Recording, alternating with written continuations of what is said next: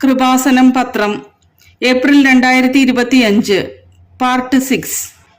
കോട്ടയം ഏറ്റുമാനൂരിൽ നിന്നുള്ള ജസ്മി ജുബിയുടെ സാക്ഷ്യം. കൃപാസനത്തിൽ വന്ന് ഉടമ്പടിയെടുത്ത് പ്രാർത്ഥിക്കാൻ ഒരു താല്പര്യവുമില്ലാതിരുന്ന എന്നെ മാതാവ് ഉടമ്പടി സാക്ഷ്യം പറയാൻ അനുഗ്രഹിച്ചു. ഞാൻ 2023 നവംബറിൽ OET പാസ്സായെങ്കിലും ഒരു വർഷമായി ഇന്റർവ്യൂ ഒന്നും കിട്ടിയിരുന്നില്ല. എന്റെ വീട്ടുകാർ കൃപാസനത്തിൽ വന്ന് ഉടമ്പടിയെടുക്കാൻ പറയുന്നുണ്ടെങ്കിലും എനിക്ക് ഉടമ്പടിയെടുക്കുന്നതിൽ ഒരു താല്പര്യവുമില്ലായിരുന്നു. പക്ഷെ വീട്ടുകാർ പറയുന്നത് കൊണ്ട് ഞാൻ കൃപാസനത്തിൽ വന്ന് ഉടമ്പടിയെടുത്ത് ഉടമ്പടി നിബന്ധനകൾ കൃത്യമായി പാലിച്ചുകൊണ്ടിരുന്നു.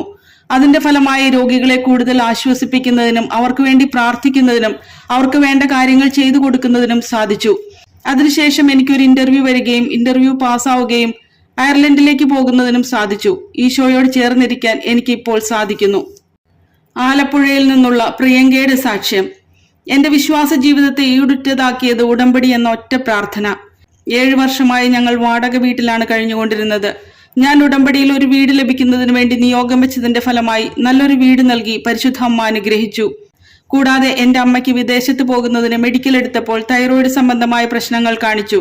വെഞ്ചരിച്ച നേർച്ച വസ്തുക്കൾ ഉപയോഗിച്ച് പ്രാർത്ഥിച്ചതിന്റെ ഫലമായി ഒരു കുഴപ്പവും കൂടാതെ മെഡിക്കൽ പാസ്സായി. എന്റെ വിശ്വാസ ജീവിതത്തെ ഈടുറ്റതാക്കാൻ ഉടമ്പടി പ്രാർത്ഥന വഴി സാധിച്ചു. വഴിത്തലയിൽ നിന്നുള്ള വിജിലയുടെ സാക്ഷ്യം.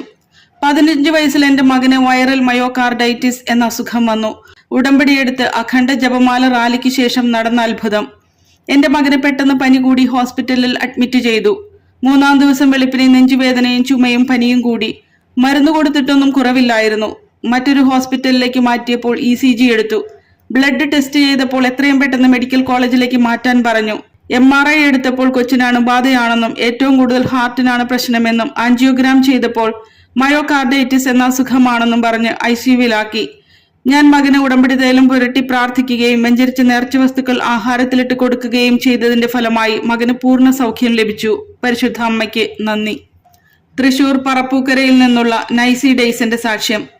വിവാഹം കഴിഞ്ഞ് 11 വർഷമായിട്ടും ഞങ്ങൾക്ക് കുഞ്ഞുങ്ങൾ ഉണ്ടായിരുന്നില്ല. ഉടമ്പടി പുതുക്കിയപ്പോൾ ഞാൻ ഗർഭിണിയായി. ഞങ്ങളുടെ വിവാഹം കഴിഞ്ഞ് 11 വർഷമായിട്ടും കുട്ടികളില്ലായിരുന്നു. ഒരുപാട് ചികിത്സകൾ ചെയ്തെങ്കിലും ഫലമുണ്ടായില്ല. ഞാൻ കൃപാസനത്തിൽ വന്ന് ഉടമ്പടി എടുത്തു.